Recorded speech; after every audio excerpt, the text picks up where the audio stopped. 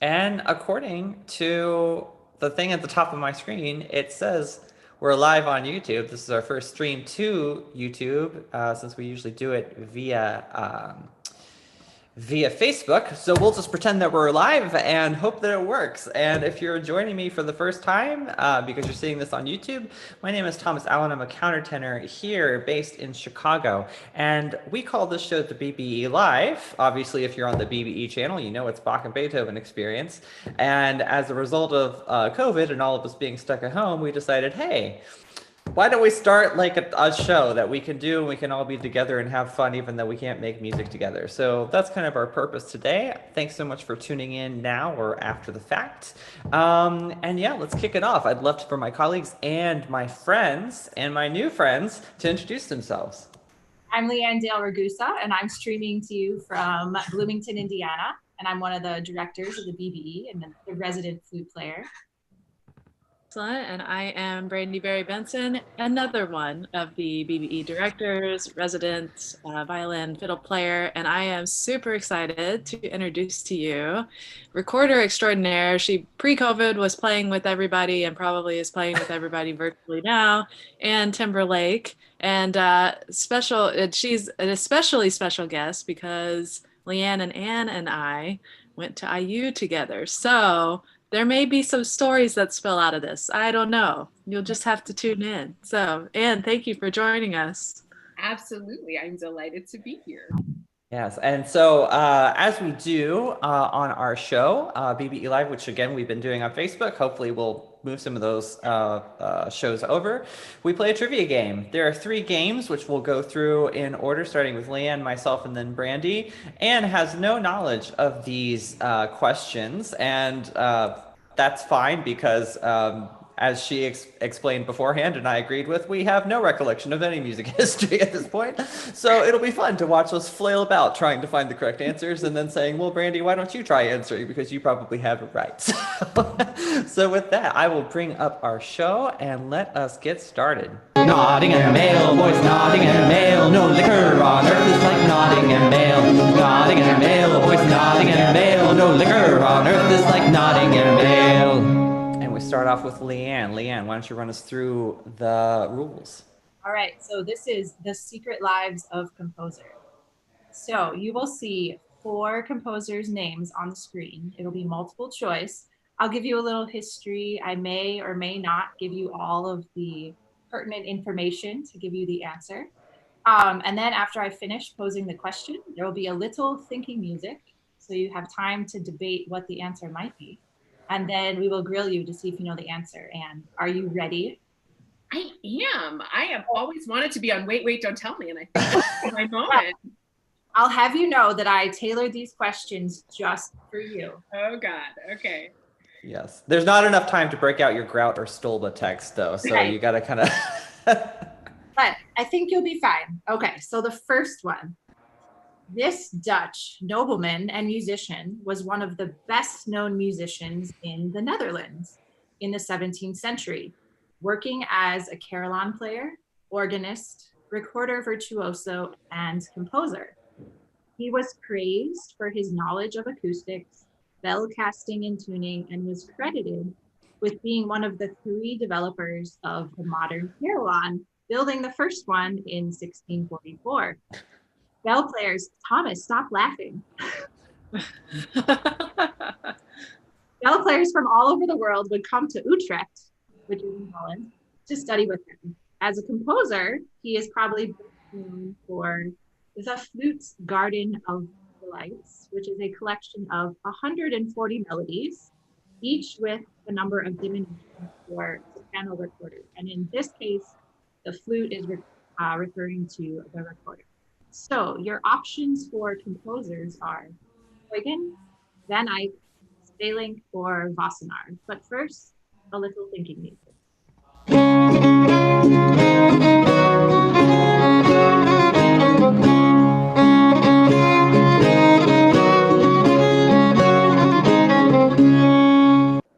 you have any guesses, Anne? Well, I do. But first, I want to say I'm super excited to learn the first names of Van Wassenaar because they're pretty awesome, and I've never seen those before. So That's great. I think it's Jacob van Eyck. Okay. Have you played any of his stuff? Surely. I mean, who hasn't as a recorder player? We have to sleep with it under our pillow. I'm sure. Brandi, Thomas, do you have any other guesses to what the answer might be? I mean, of course, I'm going to go with Anne. But I was going to go with Sweeling because I've actually heard of that name. So, but we'll go with Anne instead. Brandi? I'll go with Anne as well on this one. Yeah, all correct. Yes. And I was laughing because I was watching Anne's look on her face as she were reading directly from the Stolba text. It's not a Stolba. I wrote this myself. You know, okay. All right, on to number 2 and the curly-haired composer. So, from its very beginnings, the recorder found use in opera, and its use in dramatic music continued throughout the 17th and 18th centuries, most notably in France and England, where it appeared most often in pastoral or amorous scenes. This particular French composer used recorders on more than 60 occasions in his ballets, comedy ballets, and tragedies in music. It was in his tragedies in music that he extended and developed his use of recorder symbolism, coinciding with the redesign of the early 17th century recorder into the more refined and expressive Baroque instrument. It was in his sleep scenes and funeral scenes that this composer's use of recorders received a lot of praise. It has been suggested that this composer contributed to the revival of the recorder in the last 3 decades of the 17th century, and to its later use by composers such as Handel and Bach. Was this composer Rameau, Cavalli, Lully, or Perry? But first, a little music.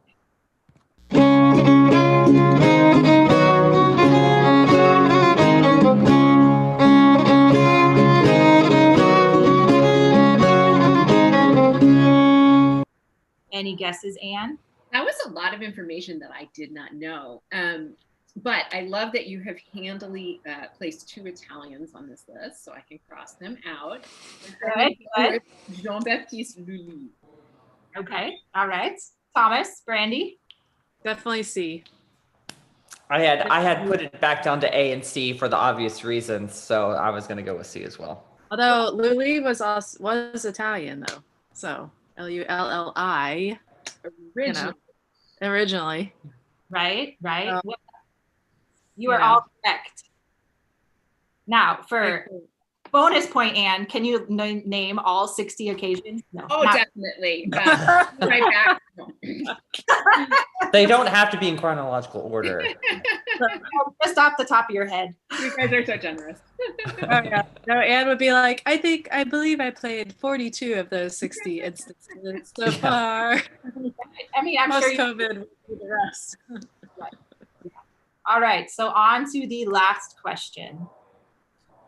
This Italian composer was born in 1690 and spent most of his life in Edinburgh and London. He immigrated to London with Gimignani in 1714, where he played oboe and recorder. Shortly after his arrival, he obtained a post in the opera orchestra at the Haymarket, where Handel's operas were being produced. He is most known today for his set of 6 solo sonatas for alto recorder, Opus 1, which were rediscovered in the late 1940s. He is also known among practitioners of traditional folk music for the 28 Scots airs in his A Collection of Old Scots Tunes, which he arranged for harpsichord or solo melody instrument with figured bass. His other musical works, including 9 overtures and Concerti Grossi and 6 antiphonies, are lesser known but show a range of musical style and mastery of form. Was this composer Barsanti, Vivaldi, Scarlatti, or Locatelli? But first, some music.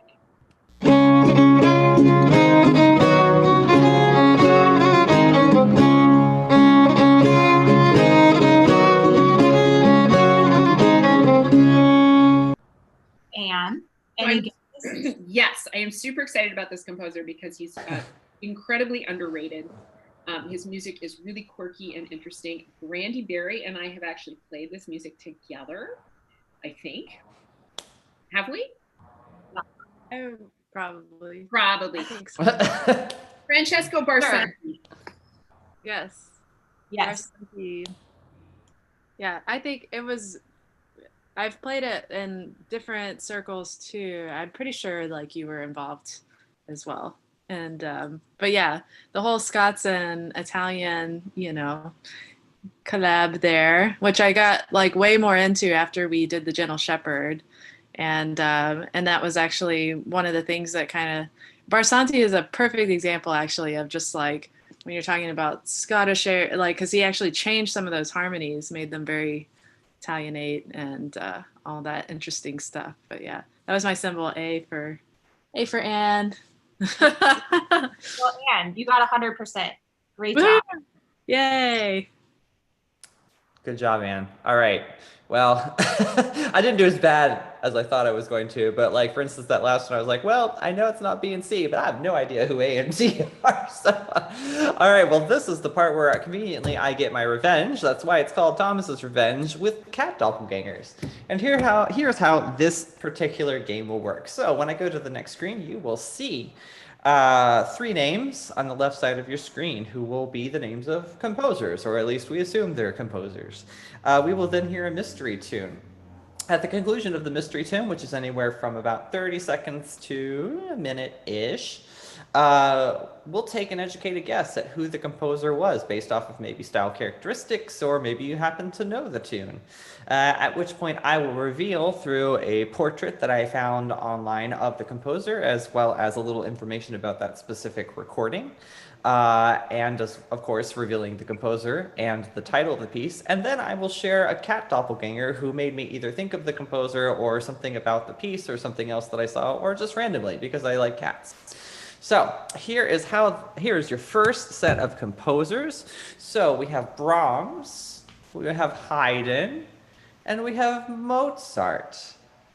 So who knows? These are all in kind of that era. It's not super early, no contemporary. If I had realized you really liked Britten ahead of this, I might have planned something a little more contemporary. But anyway, so here is your mystery tune, which I happened to find and was like completely blown away.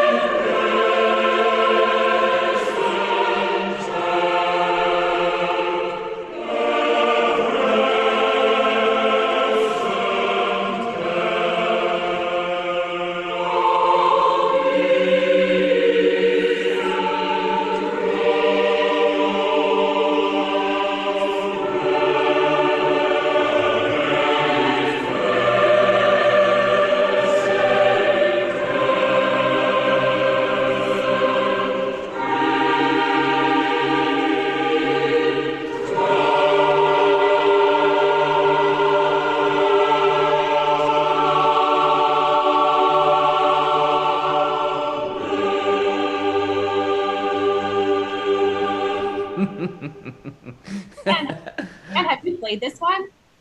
You have effectively walked me off the end of the plank of my musical knowledge. This is going to walk everybody off the plank of their musical knowledge, so that's fine. Oh man, I have no idea. I am going to go with Brahms because I like Brahms. Okay. Good. Is there a reason why? I don't know. It sounds kind of angsty. I think of Brahms as a kind of angsty guy. If I remember correctly, we'll look at it here when it comes back up. If I remember correctly, actually the choir is German, and that's why they're singing "God is a refuge." Okay, great. Leighann, Brandi, any thoughts? I was also thinking Brahms, but I wouldn't put it past you to like find something like kind of obscure by Haydn or something that because there's sometimes where like it'll feel like it goes to, and I don't know if it like did this right, like some kind of like mediant change or something like that where I was like kind of feel it, but Haydn has done that too before. So that's very tricksy. Yeah. Um, I'm going between A and B on this one, even though I want to lean towards A. So do you want to go with A or do you want to cover the bases with B? Oh, Leighann, why don't you answer? That might sway me. No, I'll go with A. I'll have a background about this. A. Let's do it. I feel like Brahms. It's not. It just reminds me of Brahms, but because this is Thomas's Revenge, I feel like he could probably find some random piece that nobody knows.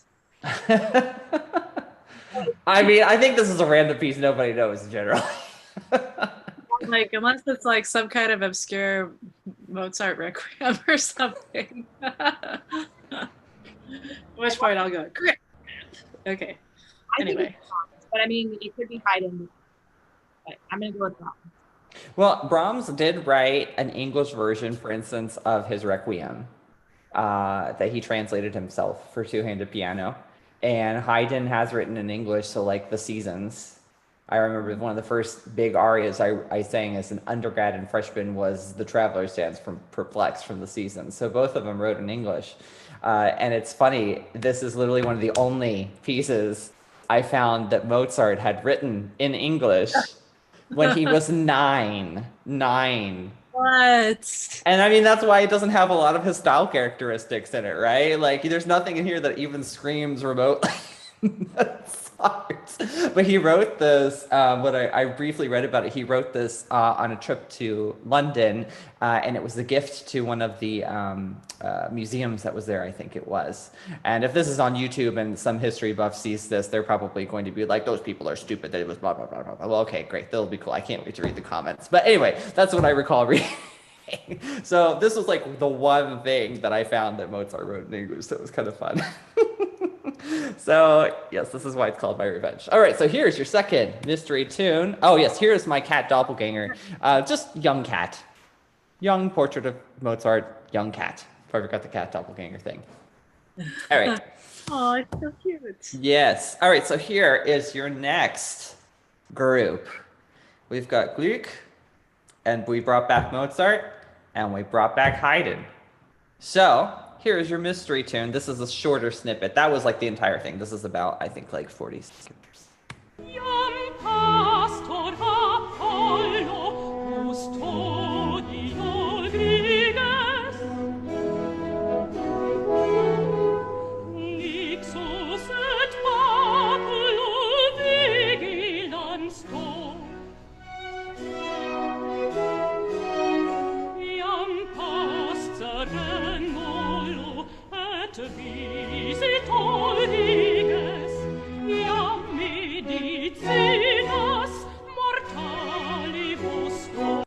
All right, so that's your clip. All right. What do we think? Anne, you get first dibs. I'm gonna go with Haydn. Any reason why?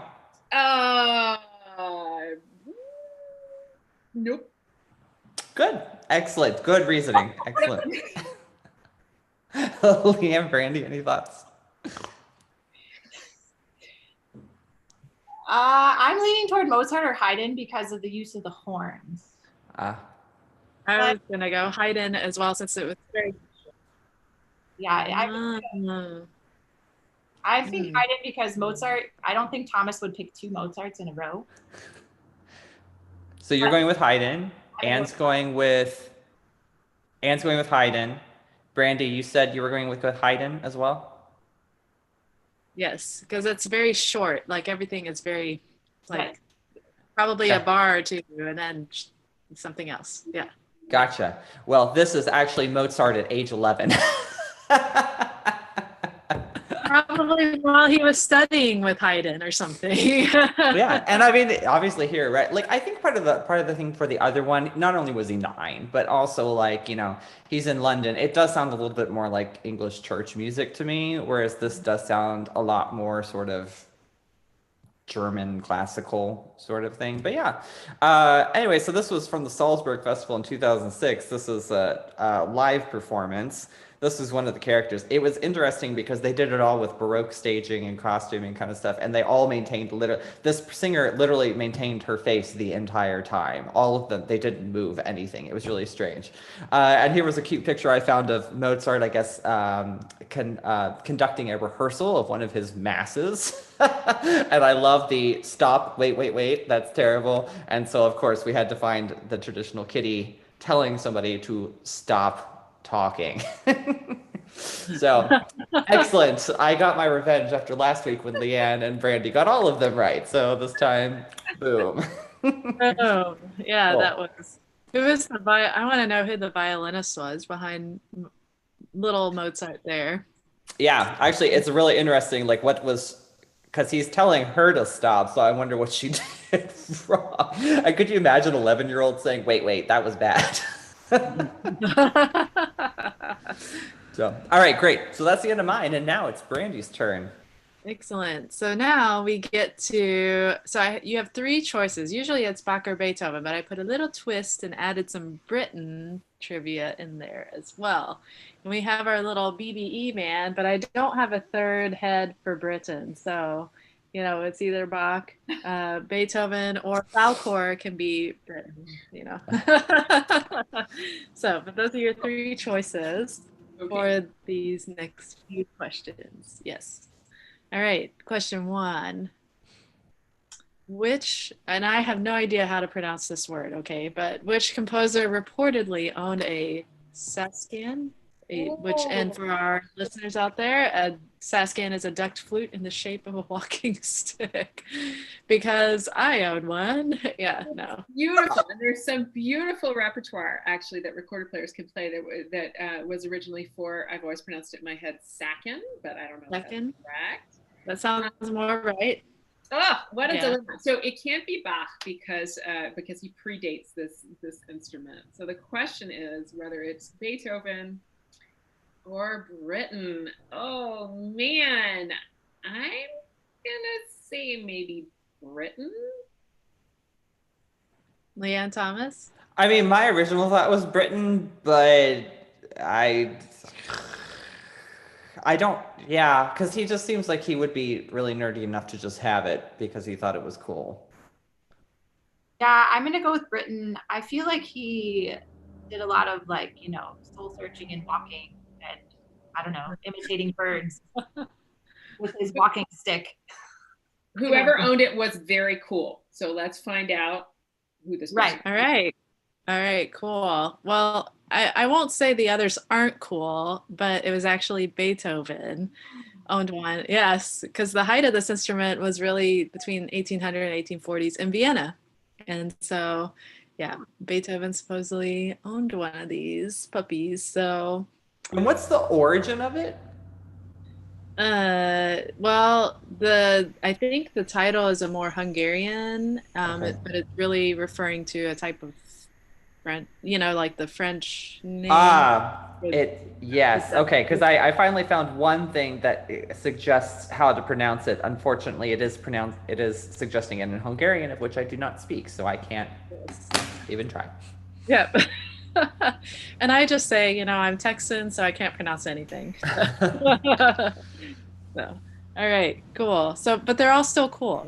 Nobody faults you for not owning one of these things. So, let's go to the next question. Which composer was president of a society of recorder players from the time he was 45 years old until the year of his death? Was that Bach, Beethoven, or your beloved Britten? As tempting as it is to believe that Bach or Beethoven took this upon themselves, the Society of Recorder Players element didn't really get up to speed until the 20th century. So we're going to go with Britten. That is amazing. I did not know that. Yeah, absolutely. I agree with that wholeheartedly. But I didn't know it either. But it totally makes sense. I agree. Britten. Yep. And you would be right. It was Britten. Yes. And I don't know. Yeah. And I agree with you, Anne. I'm not sure if there was a Society of Recorder Players for Bach for him to join. And then the question would be, if he had it, would he have done that? So, yeah. Philosophical discussion. Probably not. If it was organists, right? Like a historical organist guild, maybe. Yeah. All right. And then the final question. Next question. There we go. It's there. Yes. Which composer wrote a piece about St. Nicholas? Was it Bach, Beethoven, or Britten? I'm just going to go for my trifecta here and say Britten again. You know, like I'm just trying to think about Britten, and like most of the songs that he wrote were folk because that was kind of what he was interested in. There's a couple other cycles, like, but they're all like lullabies and things like that. And I don't know that it fits in there. I almost want to go with Bach because Beethoven really didn't write any quote unquote religious type music of this sense, and Bach had like a bajillion things about various sundry religious ideas. So I'm going with Bach on this one. Yeah, I agree that it's not Beethoven.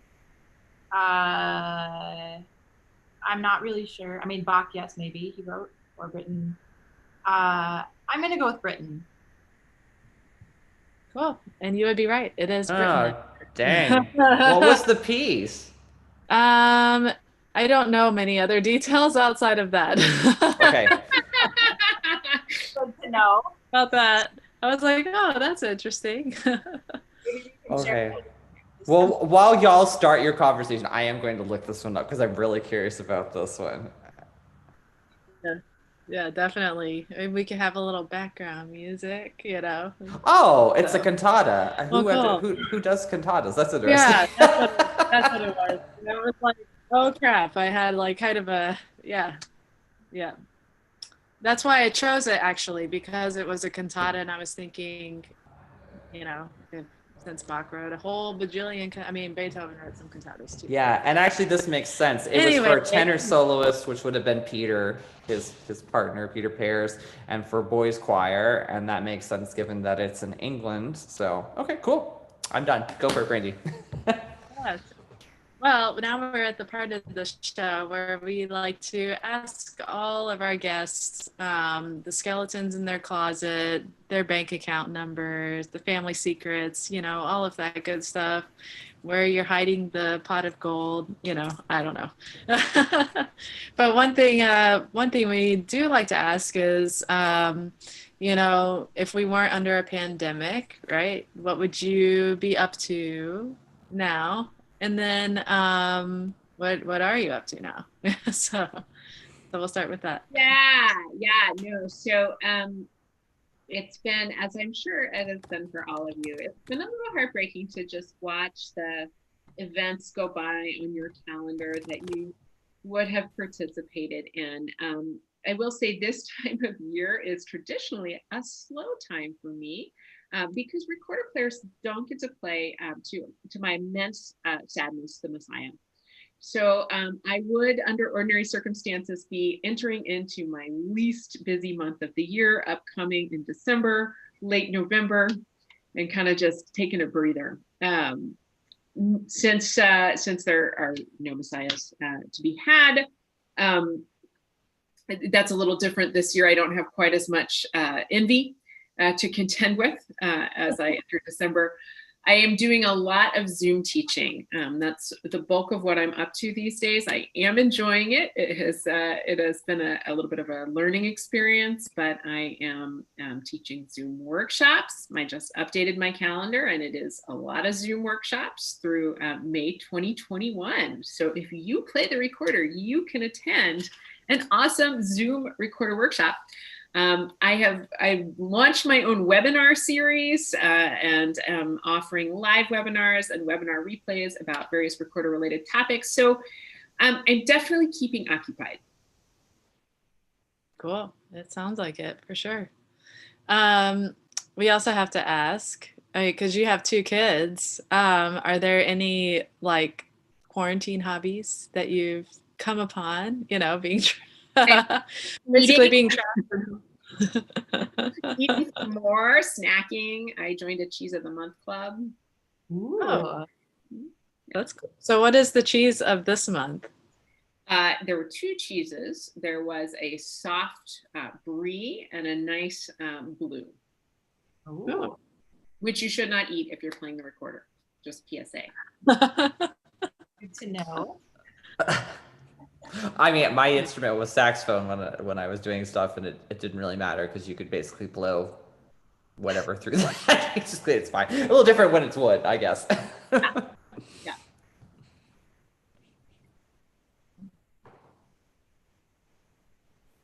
I think Brandi Thanks a slowed lot. down. Okay, she is. Cool. There I am. Yeah, it's like, sorry, my internet has been a little weird these last like 24, 48 hours. Yeah, it was kind of funny. It kind of sounds like um, Brandi was slurring her speech there. Oh, and you guys are frozen on. Yeah, Leighann, maybe She's, you take it away for a second. Okay. So Anne,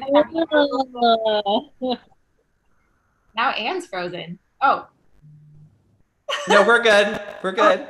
we're good now. Okay. So Anne, do you have any performances? I know you normally would, but none. Are there any in the none?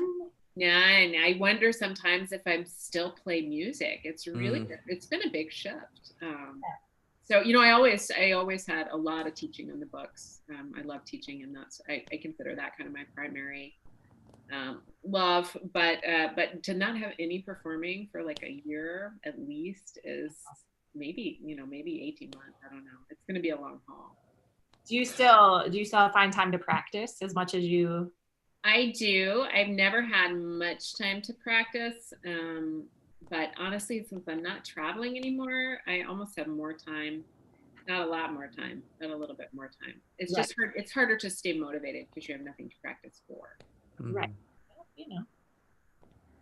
And like, what's kind of the Zoom market for recorders? Because that seems like one of the easier instruments that maybe somebody could pick up, in the sense that you could buy an instrument probably more affordably. No, the market is great. Lots of people are looking for hobbies in quarantine, and some people are not adopting eating and Cheese of the Month club. They're doing productive things like learning to play recorder. And you guys could learn to play recorder. That could be a pandemic project for all of you.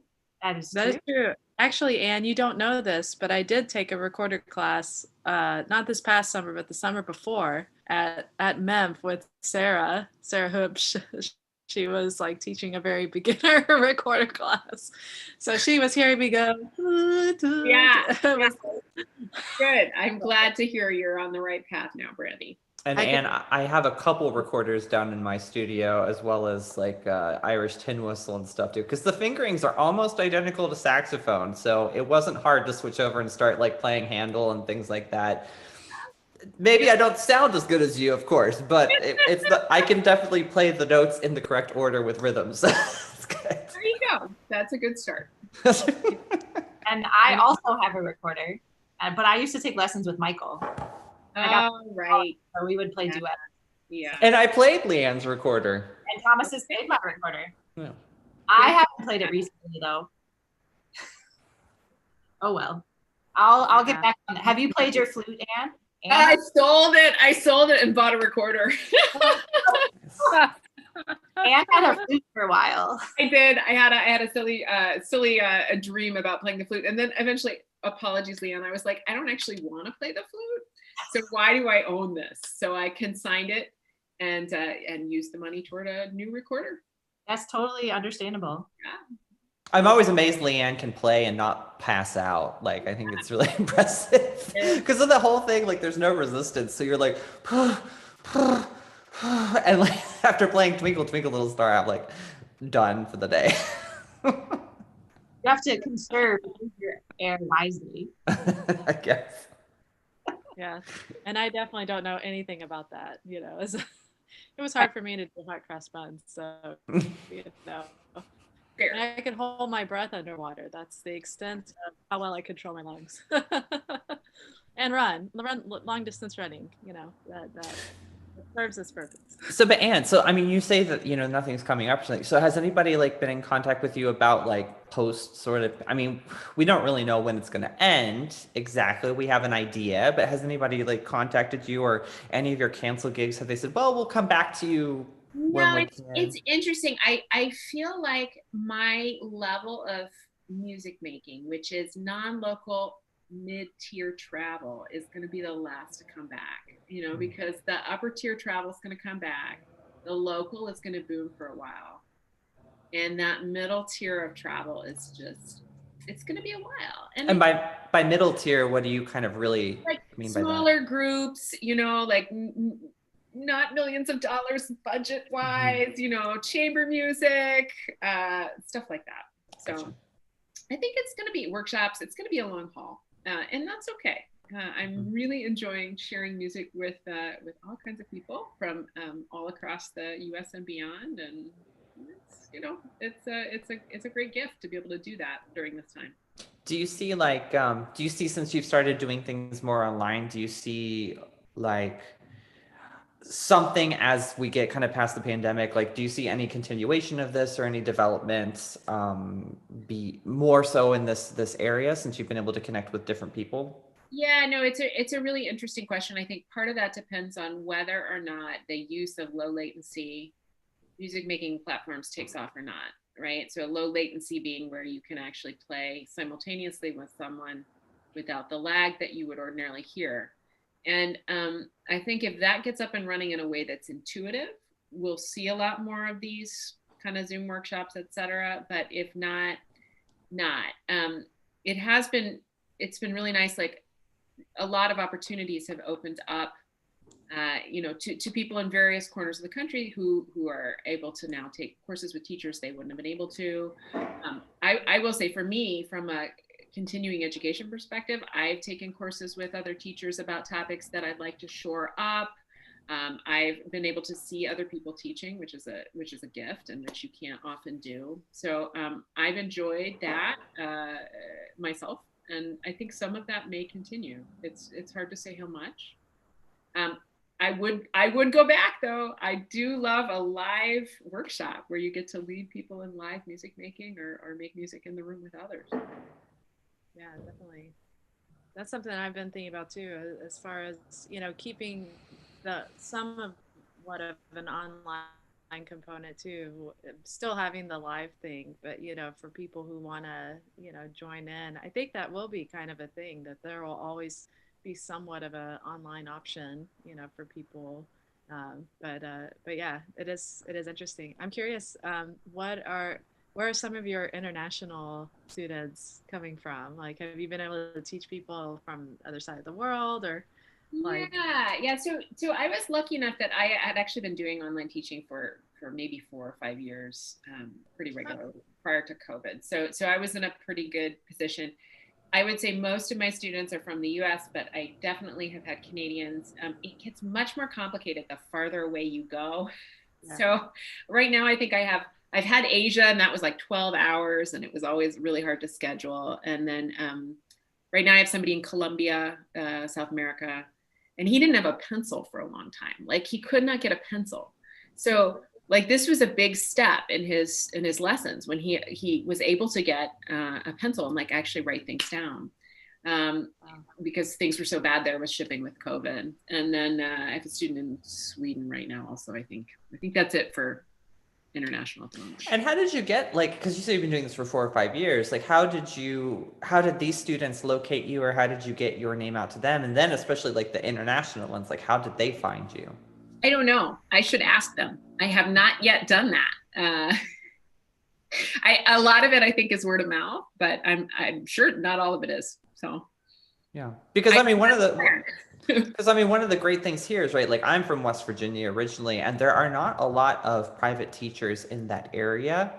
I lived on the border of Ohio. I know the Appalachian region, you know, to a greater lesser extent, and there's the opportunities to get to work with people in other areas is one of the things that y'all mentioned. And it's like, how do you reach and put your name out in those areas and say, I can do this with you, and then make those contacts? So I think it's one thing I'm interested in seeing how people tap into that. And how many students do you have online? Are we talking like 40? Yeah, upwards of 40. Yeah. Wow. Yeah. So they're not weekly, which, and they are, I've stopped taking children, actually. I'm just too busy, and I have enough of my own in the house. And so right now I have one kid left in my studio, and the rest are adults. And I love teaching adults. They want to be there. They're excited. They can partner with you. Oh, great. Sorry, people walk here, so I just wanted to make sure. I love it. I like that. That's good. Everything's totally fine. Everything's fine. Ah.